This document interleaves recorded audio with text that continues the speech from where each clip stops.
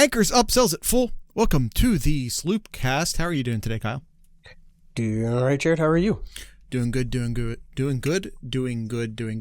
It's a new tradition. It's a good tradition. There, we got that going. I'd sit here, Jared, on a Sunday night. Yeah. Thankful. Thankful. I'm here thankful. I know Thanksgiving is a month away, but I'm thankful for having a head coach like Coach Day at Ohio State. Man, we weren't saying that 10 months ago? 11 months 10 ago? months ago. Yeah. Just saying. The coaching carousel is vicious in the year of our Lord 2025. I mean, as we're recording this, the news is breaking that LSU is letting go of Brian Kelly. Of course, you know, James Franklin and Billy Napier, Gundy at OK State, which is a couple years overdue, but whatever. Chaos has gotten expensive this year. Kyle, this last weekend, we'll talk more about this on Tuesday during Collegiate Chaos. We'll get into the actual purpose of this show here in a second. This has been, this last weekend was the first without like a real true chaos game. And it's actually kind of weird that we've made it all the way to the end of October without a true chaos, like without a weekend without a true chaos game. This has been an incredibly chaotic year. You know, there's a lot of people talking about, you know, has NIL brought parity? Has the transfer portal brought parity? There's a lot of conversations about, you know, and I would just say, everyone, I have theories on that too. I say, pump your brakes. This is one season. This also happened in 2007. And it just turned out 2007 was this anomaly of a super chaotic season. And and again, we don't have time to get into it on this episode, but I have reasons why this year is totally an anomaly and isn't going to be indicative of a longer trend of parity in college football. And I also have these arguments over here to explain why parity is now in college football, which is a way to say that I don't know. I have lots of theories and opinions, but ultimately I don't know. I think having a group of super seniors basically all at this point fall off the board from 2020, where you had a bunch of older players who were maybe hampering the development of some younger players, which may have created kind of an experience drop off, especially at the higher end programs. Might be why we're seeing this year, and it's not necessarily going to repeat. Then again, we could talk about how smaller mid-tier programs are better able to plug deficiencies now because of the portal, because of NIL. And we could also talk about how the SEC was basically paying players for the past 30 years, but now everyone gets to pay players. So parity, like there's lots of different theories that contradict each other. And quite frankly, we just don't know at this point. Mm-hmm.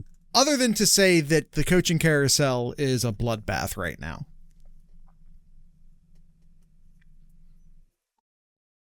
That's it. Kyle, do you want to get into the report card? Yes, please. Yeah. Sorry. Yes, it was please. just coming off of like Brian Kelly getting fired right as where he started recording. It just kind of top of mind. Sure. All right.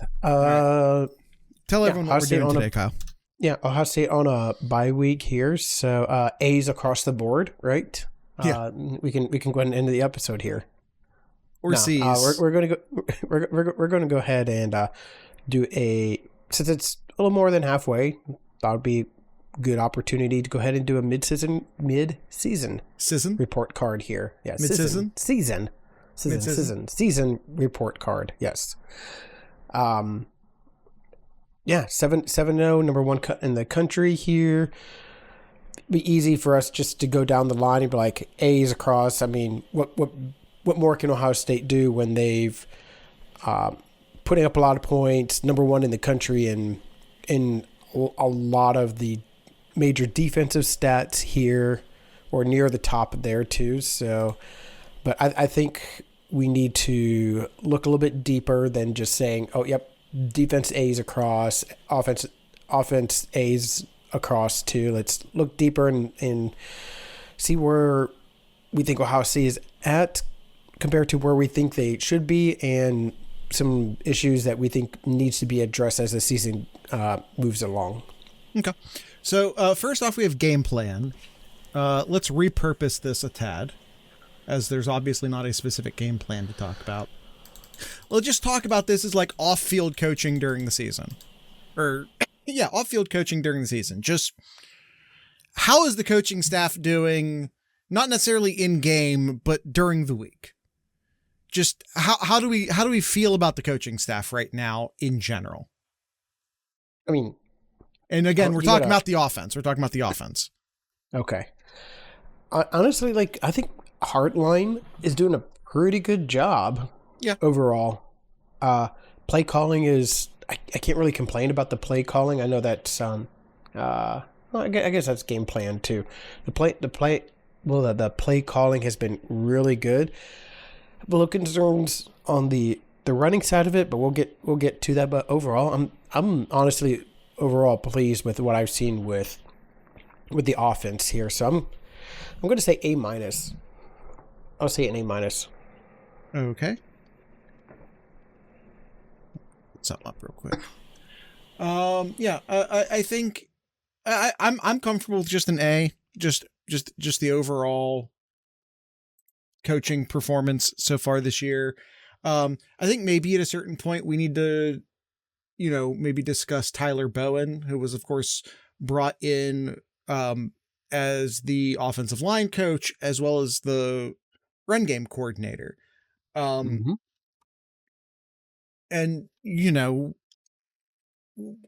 on one hand, I think, maybe I don't want to get ahead of the report card. So maybe I'll save that thought.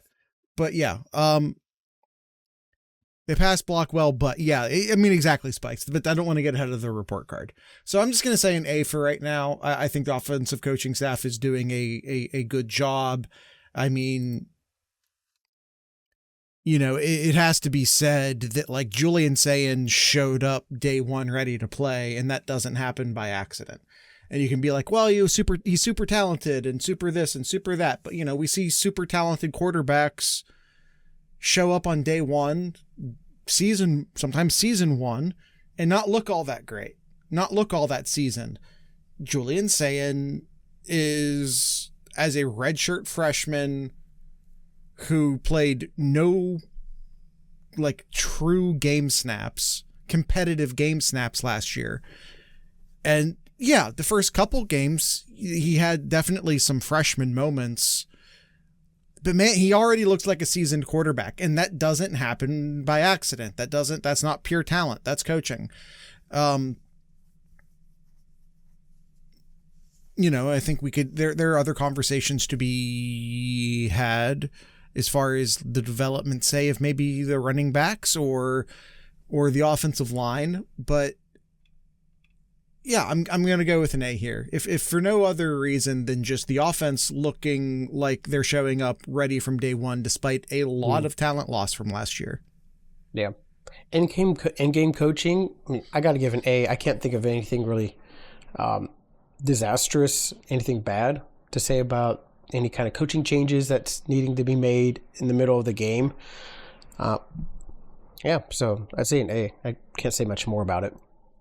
Yeah, I do appreciate, and I know it frustrates a lot of Ohio State fans, I do appreciate Ryan Day's strategy to slow the game down. And I know that like we all want video game stats and we all want to blow out teams 59-0.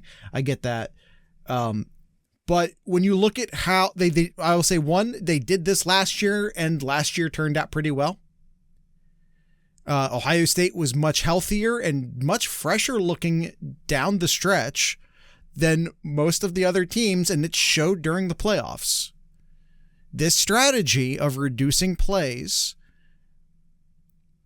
of killing some clock, staying fresh, has worked. Even if it, like I said, everyone wants to blow out the other team. Yeah, Ohio State is. But I will say, I would really like to see them finish off teams in the first half more. We've seen them take their foot off the pedal during the second quarter, which I just don't think is very smart. Dare I say, finish off drives in the red zone too.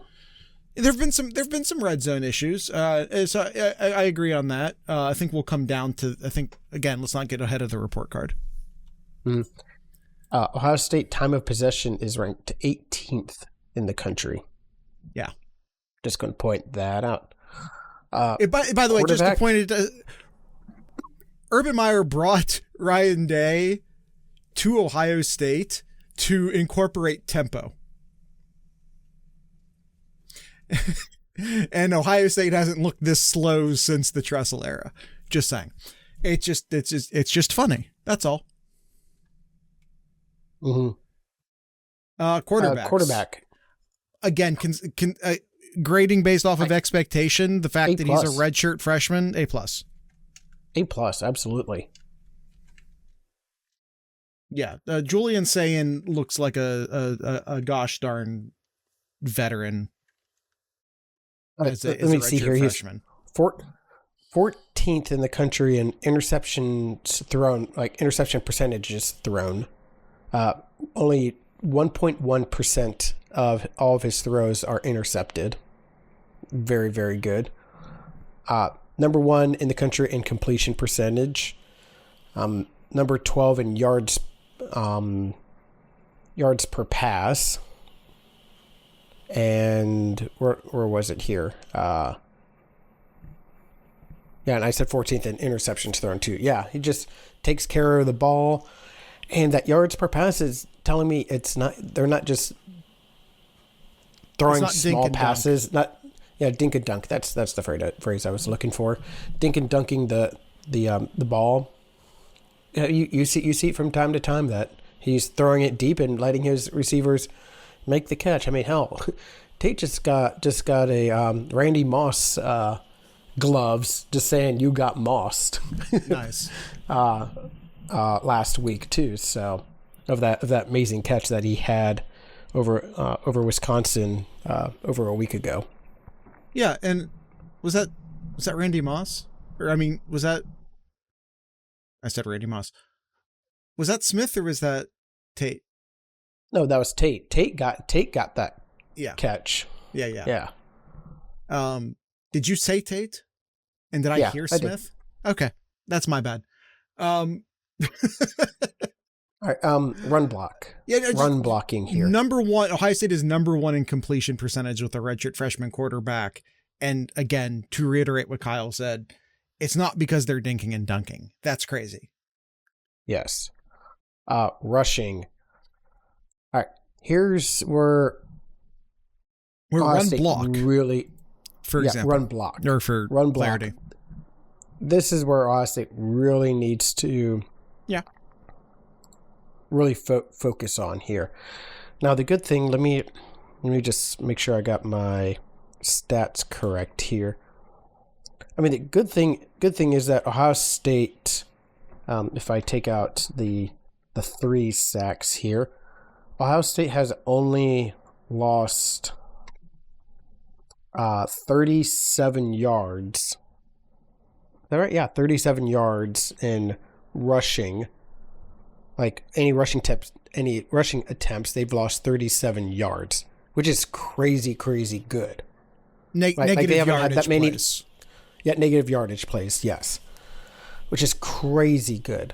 Yeah. Like Bo Jackson has rushed the ball about 70 times and has only lost 9 yards of those 70 attempts. Crazy good. But they're getting hit right at the line though. Right. And to me it's a big issue moving forward because you got to be able to establish the run, and that's how Ohio State won it last year, being able to establish the run You had two veteran running backs. Don't have that luxury this year, but the rush blocking needs to improve in my mind. So I'd say with expectations from what I thought the offensive line could do this year, I'm going to say more like a B minus. This needs to improve. It's getting the job done, but tougher opponents are coming up here. They're going to come up here before we know it. So, and it's got to improve. Yeah. I'll just say a B without the minus. Personally, I think that we do have to acknowledge that from a running back talent standpoint, we've taken a big step back from last year. You had two of the best backs in the country on the team. Donaldson is just a guy. Peoples isn't working out. Bo Jackson looks great, but he's young. There certainly already some wear and tear issues on him, which happens when you're using a freshman running back.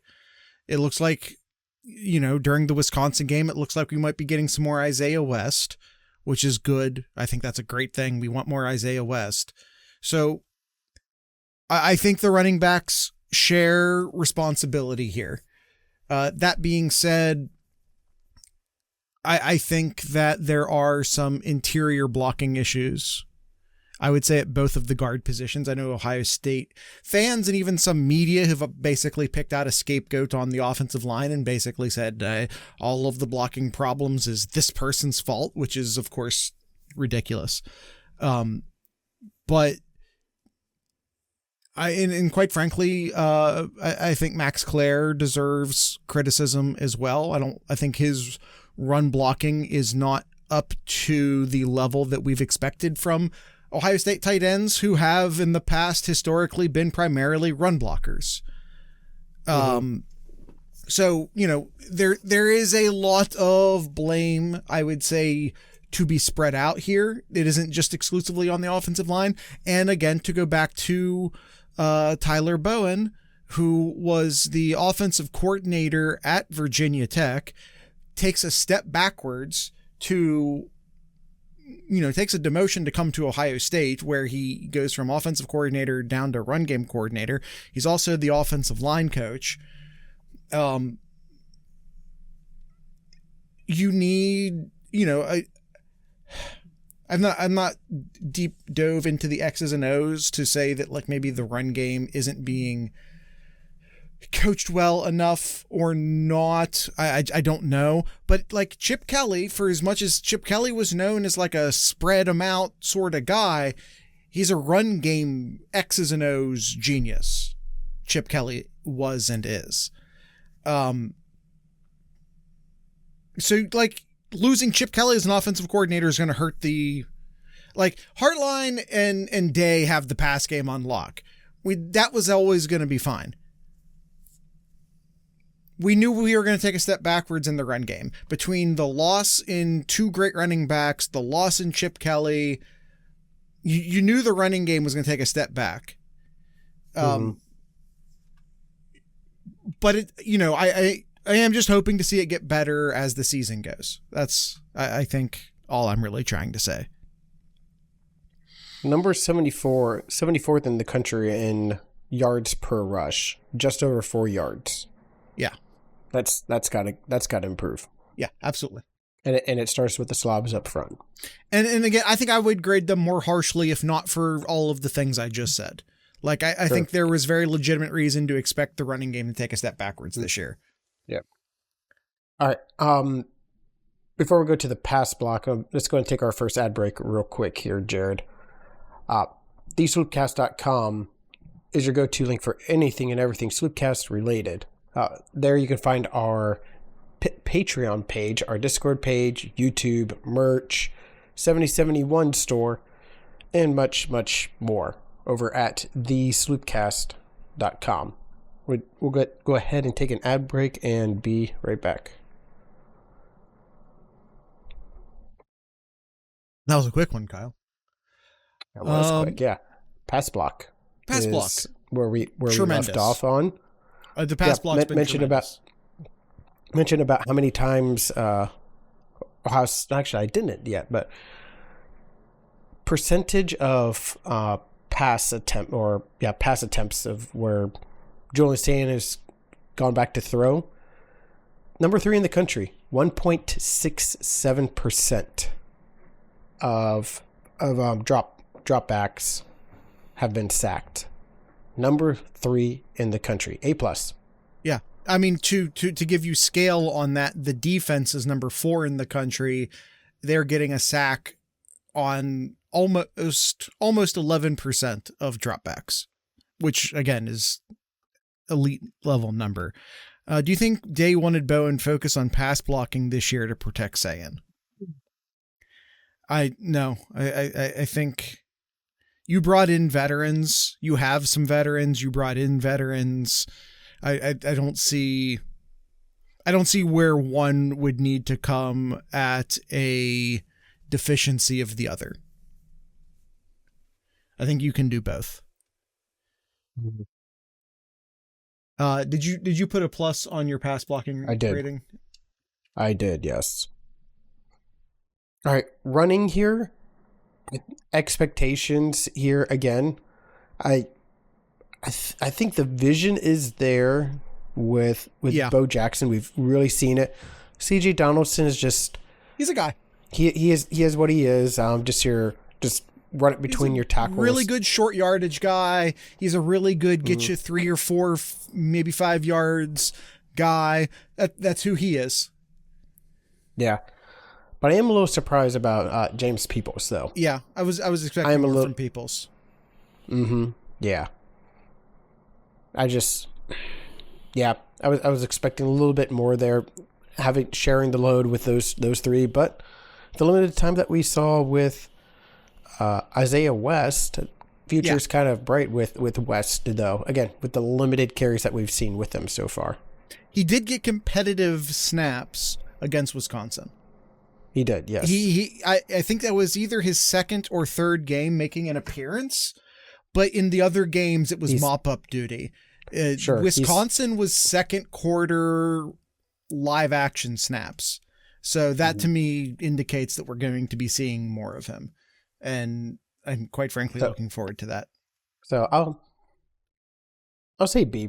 I'll say B for the running backs. A little bit better than the run blocking. Mine's the same.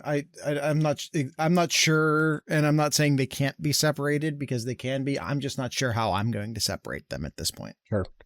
All right. Receivers. And A, like the expectation still was really high for me. Sure. for the wide receivers. Well, not just wide receivers, just receiving in general. Sure. The expectation was really high, and gosh, there's been very, very little outside of the first 2 passes to Jeremiah Smith. Outside of those, there's been very few like drops. Sure. That I can really think of. There were a couple early, against Texas, maybe against early September drops, but those have gone away. Yeah. Jeremiah Smith, exceptional. Tate has really come along these past couple of games. We knew Tate was going to have a monster year. These past couple of games, he just lighting it up right now. I think I had said something, several weeks ago, where I think it was an Ask Sloopcast question. Someone says, what do you do if the other teams are going to bracket Jeremiah Smith all the time? Like if Jeremiah Smith is just going to get double covered and triple covered, what do you do? I go, use Carnell Tate. Use Max Clare, use Ennis. You have all of these weapons. If they want to throw this many defenders at one wide receiver, you got other targets, use them. Yep. And at a certain point, and I'm not saying that that's some sort of genius revelation on my part. I'm not trying to be I'm a genius. But at a certain point, I think Hartline and Day started doing that, which is why we've seen so many more passes going to Carnell Tate over the past few weeks. Sure. We have 2 number ones at wide receiver. Absolutely. Yeah. And someone else who's been doing well on the receiving end, Bo Jackson. He's seen his good share of receiving plays as well too.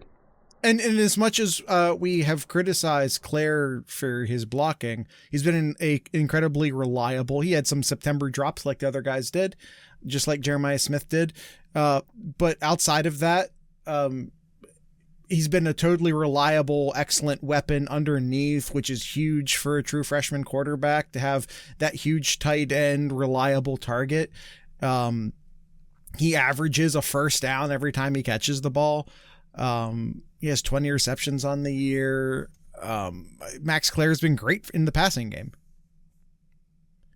And I tell you what, I know, not this year, but seeing the limited time and catches so far, but the future's bright for Quincy Porter. Definitely, I know that's a name that we've mentioned a number of times in this podcast, but seeing him out there, and heck, even Mylan Graham too. Like he made that spectacular catch on the sideline recently as well. Future is still bright on the wide receiver side. Drives and conversions. Yep. Let's see here. Ohio State time of possession, 18th in the country. I think when you talk about drives, I think that's important. Being able to sustain those drives, number 7 in third down conversions as well. Over 50% of your third down conversions are converted. So, red zone scoring, excellent. Almost 90%. Fourth down conversions are 62.5%. Yeah, it's acceptable. It's well above average. It's number 35 in the country. I think they're doing a really good job controlling the ball, controlling the clock. I'll say A. I'll say A as well, because I thought there was going to be some bumps on the road here with a young team, with a young quarterback, young running backs here. Thought there was going to be some bumps on the road, and hitting it with stride here. So yeah, A. Kyle, where we typically get our stats, which is teamrankings.com, by the way, give them a shout out. They only have a red zone scoring percentage. Would you know where to get a red zone touchdown percentage really quick? Because that's kind of where I'm kind of between an A and an A+, and that's why. I would be really 37 attempts. Okay. They've been in the red zone 37 times. 33 of them have been with scores. Okay. Which as we already know is 89.66%, which is 35th in the country. But what number of those have been touchdowns? Do you have that number? 25. So I'm sorry. So that's 25 out of how many again? 37. So 67.5%. I really wish I knew how to scale that against the rest of the country, but it sounds good. Sure. About two-thirds of the time, so 2 out of every 3 times. I don't know how to scale that. But I know it's good. I don't either. But I'm gonna go plus. Anytime you enter the red zone, you have a 66% essentially chance to get the touchdown. That feels good. I don't know how to scale that, but that feels good. Sure. I'm just. We'll go on. We'll move on. Yeah. We'll move on. Explosiveness. Right. Explosiveness. We've had plenty of explosiveness, I would say, through the passing game. Yes. As we said, Julian Sayin, his insane completion percentage is not a product of dinking and dunking. He is, as the entire team is getting yards per pass 8.9 every time they throw the ball, not complete the ball. Every time they throw the ball, they're getting basically 9 yards a play, which puts them 12th in the country.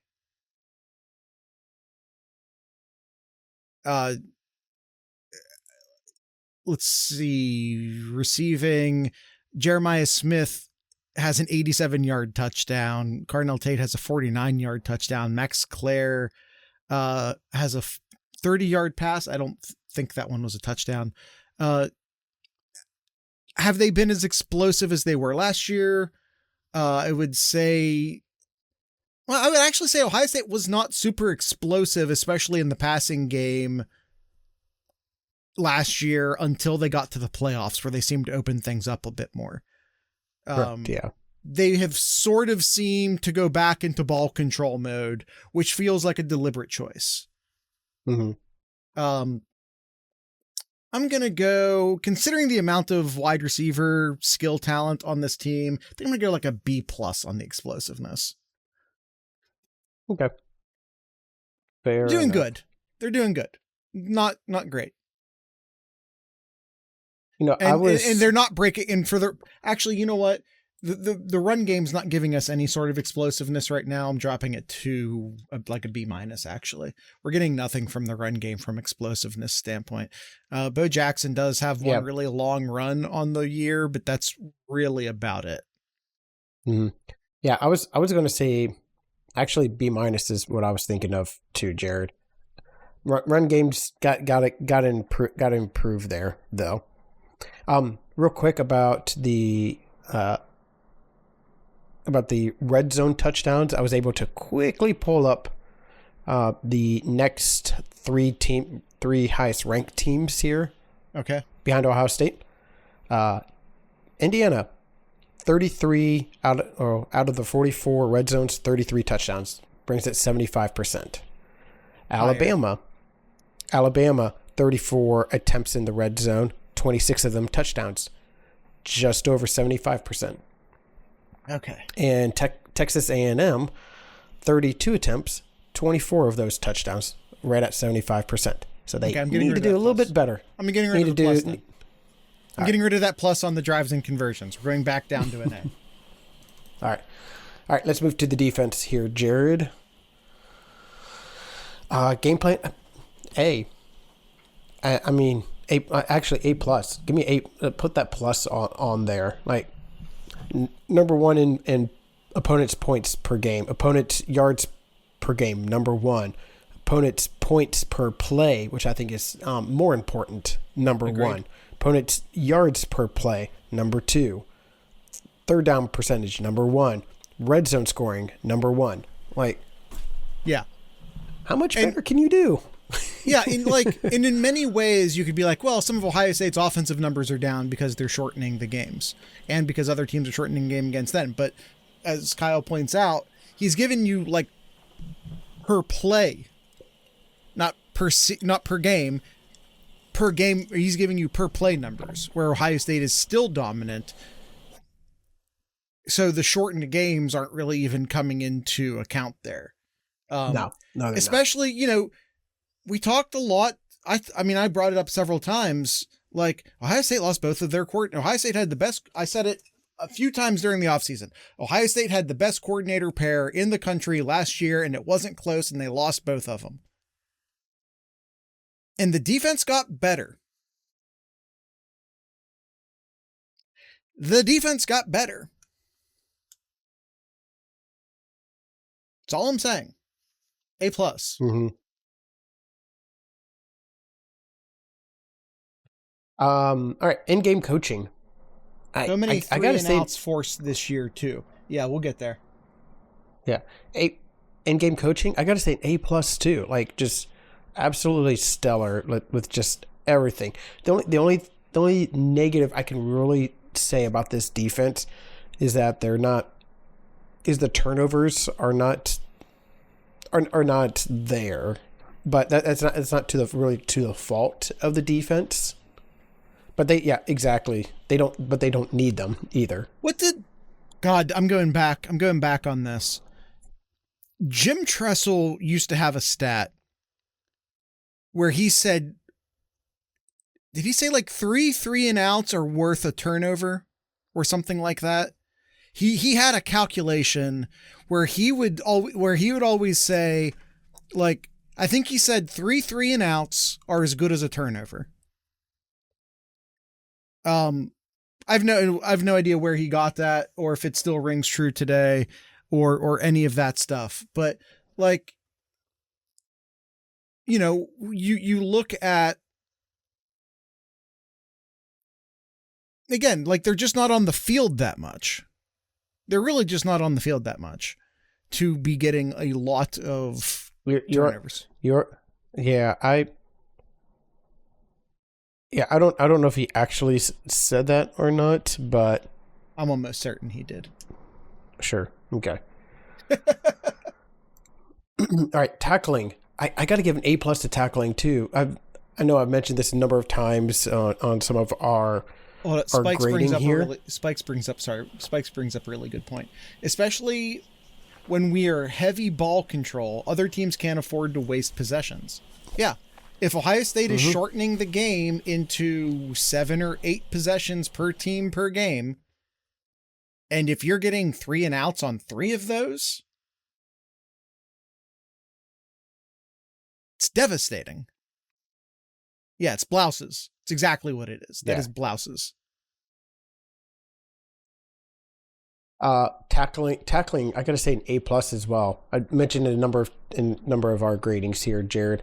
I can't really think of any games where tackling was an issue. I know, think of last year's team, especially the first time that they played Oregon.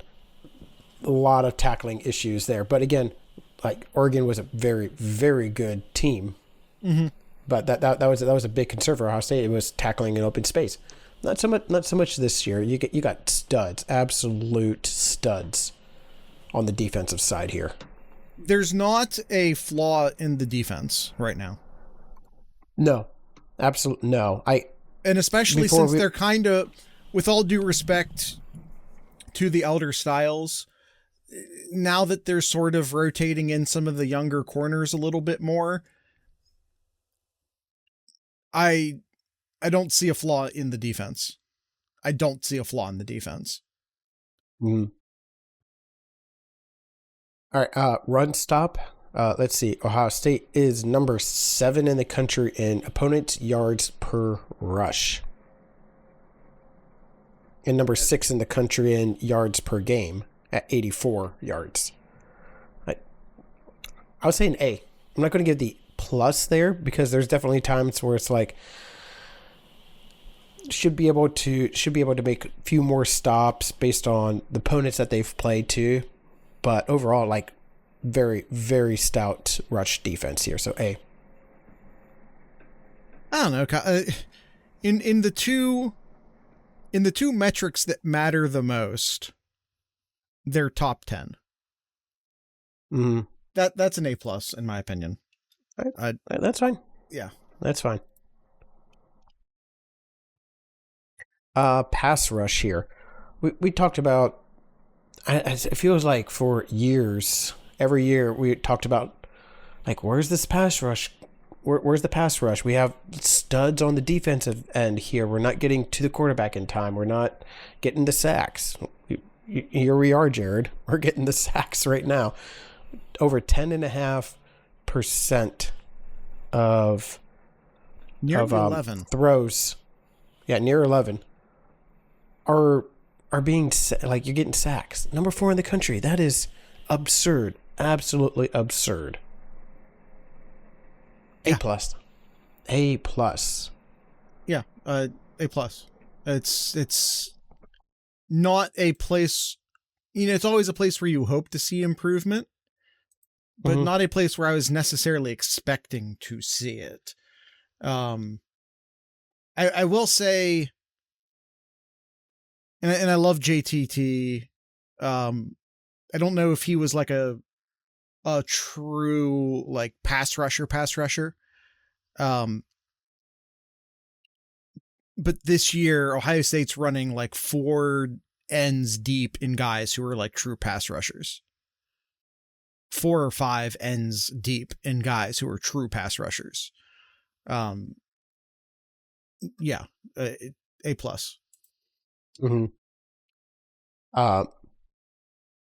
Pass coverage. Yeah, I'd say an A+. Oh yeah, I just You just kind of I just kind of mowed through that. Hold on. I see what I did. I accidentally turned on pass coverage. Pass rush was an A+. Talking about pass. Okay. In pass coverage, yeah, I gotta say an A+ too. Let me find. I'm trying to see if I can find. They are allowed every time the other team throws the ball, not completes the ball, throws the ball, the other team gets about 5.3 yards, which puts Ohio State 4th in the country. Is that pretty good, Jared? That's pretty good. 4th in the country, out of 130 some teams against, I don't know who the other 3 teams are and if they play similar competition or not. But yeah, that's tremendous. It's just, it's great. Yards per game, they go up to number 3 in the country. They're only allowing 141 passing yards per game. And in case anyone's curious, these numbers do not include Grambling. These numbers would all be, of course, none of the other FCS games count for the other teams either. But if you did include Grambling, these numbers would be even better. Yeah. I was just trying to confirm here. Yeah, I can't find it. I'll just move on. Impact plays here. The sacks have been big. Sacks have been big. Not a lot of turnovers. Third down conversions, though. I'll say impact plays. That's the next category. Well, I guess that's stops. Third down too. Conversions is the next category. I mean, it kind of is an impact play if you stop them on 4th down as well too. No, that's stops. We literally, you said when we stop them on 4th down, there's literally a category called stops. All right. Yeah, there's been good pass breakups, not a lot of turnovers, good sacks. I don't know our stat provider doesn't have like a specific rankings for TFLs, although I feel like they'd be doing really good in TFLs. 17 pass breakups for Ohio State. Surprisingly, Ohio State opponents has had 16 pass breakups for the year. It's a little surprising to me, but either way, we're talking about Ohio State's defense though. Impact plays, I'll say an A-. I'll say an A-. I would say based off of limited opportunity, I'm going to keep it at an A. They're just not on the field that much. Sure. Stops. All right.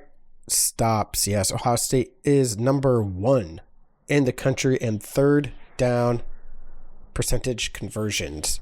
21% of third down conversions are completed by the opponents. Absolutely absurd. And they're going to go for 4th down. Well, they're only converting 42%, which is 26th in the country as well. Oh, well, surely in the red zone they'll be able to get point. No, they're struggling to get a single point in the red zone as well. 54%. I'm going to see if I can try to pull this up real quick. 54% have been converted into points in the red zone. And yes, Jared, I do have how many touchdowns have been scored. 1. Red zone 2. Touchdowns? 2. Oh, that's right. Illinois got a junk timer. Both by Illinois. Yes. 2 out of 12. Only 12 attempts, Jared. 12 times all year. 7 games so far. And only 12 trips to the red zone. I want to emphasize that out. That is crazy good. A+. Yeah. A+. 6 out of your 7 games, your opponents doesn't get a touchdown in the red zone. And don't break. Yeah. Prevention don't break. Of big plays. How many big play? I mean, I feel like Ohio State's been great, and we don't have any stats necessarily to back this up directly, I would say.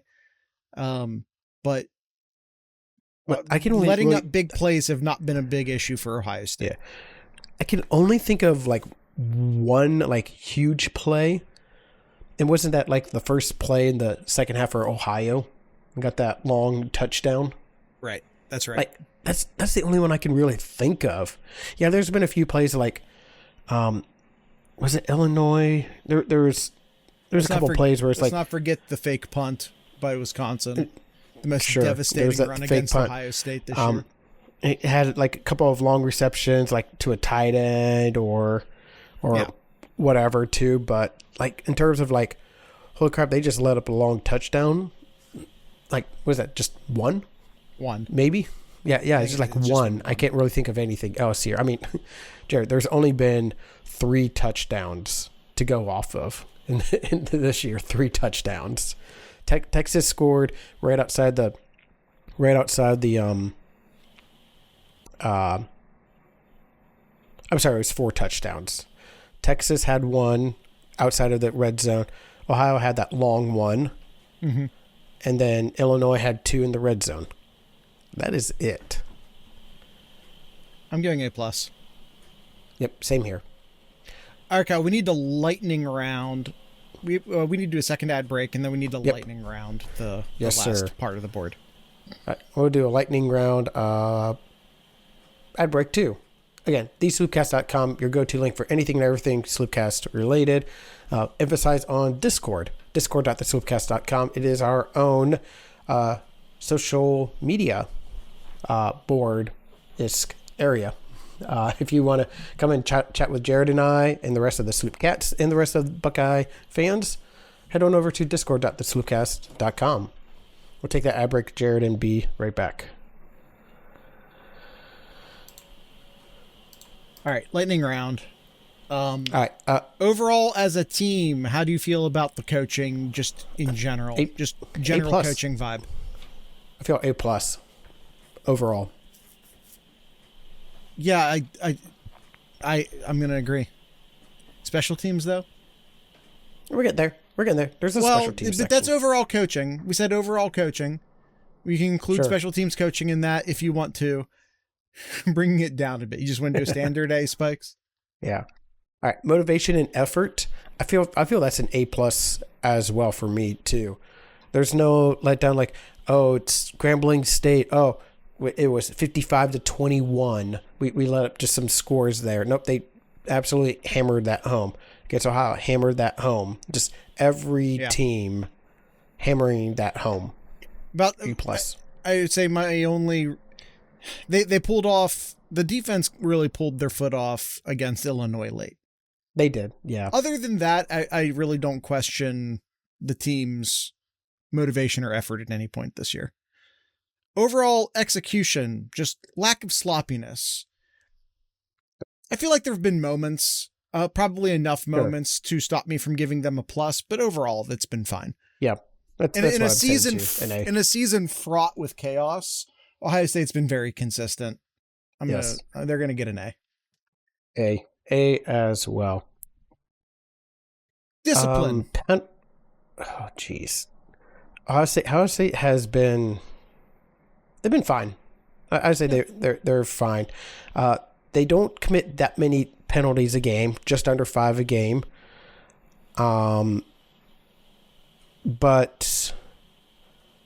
the penalties they do get are pretty big ones. Like they're averaging, which is an interesting stat, Jared. Penalty yards per penalty at 8.7. So they're committing big ones. So it's like holds or pass interference ones. Yeah. All of their penalty stats are good except for the penalties per penalty, which they're 71st in the country. Yeah. So I think you're committing under 5. I think that's really good. So I'll say an A. I'll say an A. That works for me. Now, a few personal fouls there. Yeah. The interesting one here, I don't want to go too much into it though, Jared. Lightning round, Kyle. The defensive side though. The defensive side when it comes to the penalties is... Well, not the defensive side, just the opponents. The opponent side. It's more than just a trend. We know why. Yeah, it's I really don't know what to say. It's mind-boggling on how little penalties are called towards the opponents of Ohio State. Opponents' penalties per game is 3.8, which is 132nd in the country, which is coming up on last. So Ohio State has penalties called against their opponents very rarely, statistically speaking. Turnovers. NA. What they had was it 4 turnovers? Yeah, 4 turnovers. Yeah, they could be forcing more, but they're also protecting the ball really well. So, yeah, I'm not going to give them a plus. I don't know. I'd really be interested to see like what, and the stat doesn't exist as far as I'm aware, but I'd be really interested to see how many turnovers Ohio State forces per play. But I don't think that stat exists. So we're not gonna try and get that. But they're just not on the field a lot to force turnovers. So, you probably could go A+ there, but I'm gonna stick with an A. Sure. Okay. Did we skip over special teams? Did I do that? That's my fault. We did. All right. Special teams. Punting's been unremarkable. Punt and kick coverage has been good. Yeah. Field goals have been acceptable, but not great. We no longer kick the ball out of bounds on kickoffs. So we got that going for us. I'll say a B. I'll say a B. I'll say a C+. The punting is really sure subpar. Sure. Did you say a straight B, Kyle? I did. I said a straight B. Okay. We got a C- from the chat. All right. And overall offense, I would say overall for the offense, I was looking at the rankings I've had here. It's kind of an A-. I'll just say an A. I'll say an A. Running needs to be improved, and really I think that's the big thing. If the running improves, everything else improves there. Run block improve, running overall improve, explosiveness would improve. So yeah, I feel like if Ohio State just gets a little bit better on the interior of their offensive line, this offense will become kind of unstoppable. Mm-hmm. Okay. Defense A+. I'm going to give the plus. Yeah, rightfully so. It would. Yeah, I would be mad at you if you didn't. All right, and overall as a team, you're 7-0. You're number 1 in the country. You have the best defense in the country. You have a really good offense that you hear a lot of media talking about. They haven't even hit third gear yet. Maybe they haven't yet, and they didn't really need to as well. The offense is doing what they need to do. And again, and actually better than what I think we all expected. And again, I would say that there's a very deliberate effort to not. Ohio State has realized something that a lot of other teams have not realized yet, which is that the dog and pony show of college football is over. Mm-hmm. The style points, the go out there and win every game by 30 if you can, and with massive blowouts and, the style points of it all. Yeah. It's not a thing anymore, especially if you're Ohio State. Maybe if you're in the American Conference, or maybe if you're in the Big 12 or the ACC, maybe style points still matter. But if you're an SEC team or a Big 10 team, if you win enough football games, you'll get into the playoffs. Period. So there's no need to run up the score and no need to do all that shit anymore. And again, you're Ohio State and you have brand cachet and you're the defending champions. So it's also like a point of privilege that you can just go out there and just win your games and you're going to be okay. Mm-hmm. But Yeah, there's no need to do what Indiana is doing as far as putting up all these numbers and trying to prove something to everybody. A plus, like, so yeah, look, is Ohio State still in third gear? Sure. Cool. Yeah. They stayed in third gear all last year too. I'd say A plus as well. Yeah. Offense is exceeding my expectations. The team overall is exceeding my expectations. I would agree. Because we sat here like, oh, okay, they maybe lose to Texas. So like we all projected like Ohio State to have like one loss. We didn't expect Manning to dirt about half of the balls he threw, to be fair. Yeah.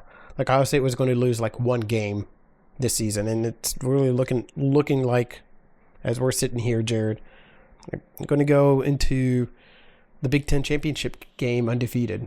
Hey man, that's what it looks like. I know, but Michigan. Yep. We should have beat Michigan last year too. So like, let's not count Michigan as a W this year. Let's not do that. Yeah. All right. That's it. That is our mid-season report card. All right. Overall, satisfactory. Satisfactory, yes. Yeah, I think we're satisfied, which, for Ohio State fans is saying something. Yeah. You saying you're satisfied as an Ohio State fan is not a given or an easy benchmark, quite frankly. All right, Kyle, do you have anything in Kyle's corner? Every year for a while now, I forget for how many years straight, but obviously a lot of people know LeBron James, huge Ohio State fan, right? Sure. And every year for the last number of years now, he's gifted cleats, like LeBron James branded cleats to Ohio State, and he's doing it again for their battle against Penn State this weekend. Have you seen those cleats, Jared? I have not. They are on fire. They are legit, like really, really nice. Yeah, I really nice. Like how they look. Are they national championship edition? I take it, since they have the gold Nike swoosh on them. Oh, that's a good point there, Jared. That's a good point. Maybe. Hold on, let me put this up in the. Yeah. Sure. While doing that, I feel really just heartache about former Buckeye. Yeah. That's it does definitely looks gold there, and the cleat too. Look down the bottom right of the cleat there, Jared. I'm seeing largely reflections on the cleat, but I see what you're saying. Sure. It looks gold. Yeah. One of Ohio State's own, Nick Mangold, loses his battle to a kidney disease. Absolutely just distraught. Only 41 years old. It's heartbreaking. Yeah. I shared this in the Discord. I played center in high school. If anyone's young, maybe doesn't remember, that's the position Nick Mangold played. He was a center at Ohio State while I was playing center in high school. And that, I don't know, when you're a high schooler, that means something. And as an adult, that's something that sticks with you. That you remember. This sucks. And maybe I wish I was more eloquent in this moment, but I think maybe just saying this sucks also is appropriate. Yeah, and it was this sucks. It was just 12 days ago. He was asking out for any kind of donors, and this was just 12 days ago. It's just, I mean, I'm sure he didn't do that. Hindsight, it's now obvious, but even when that announcement went out 2 weeks ago, I was, you knew that wasn't something he did lightly. You knew that was desperation, that he would say that publicly. And I believe he needed type O, which is difficult. It's a difficult blood type to get a donation on. So, it sucks. It sucks a whole lot. It does. Yeah. All right, Kyle, there's no good way to transition out of that, unfortunately. So I think we'll just plow forward.